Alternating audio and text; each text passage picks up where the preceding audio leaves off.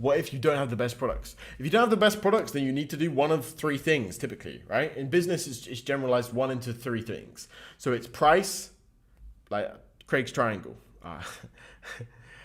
Price, speed, or quality. So typically the easiest one to compete on is price.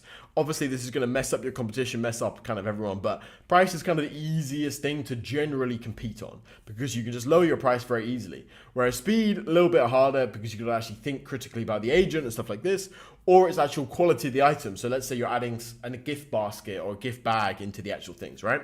So how do you find these best products? So the actual best way for a beginner to find products on the Etsy platform is to do a very, very simple model. So the very simple model is find other products on the platform that are selling well in whatever niche. Typically I recommend jewelry, but whatever niche, it doesn't really matter.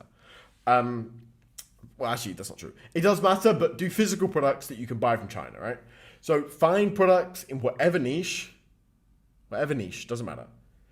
Or it does matter, but it doesn't matter. Find products in any niche that are winning, right? That are doing well right now.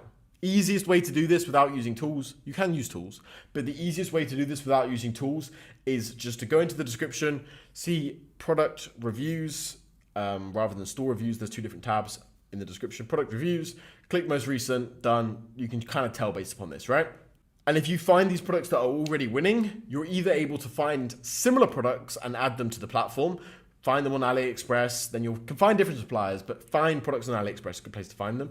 Or you can just directly one-for-one steal those products, change a couple different things, change the pricing, change the kind of offer slightly, and then you can list that product, right? Like that works incredibly well, just kind of basically copying someone else and just changing the offer slightly or finding similar products to one that is already winning.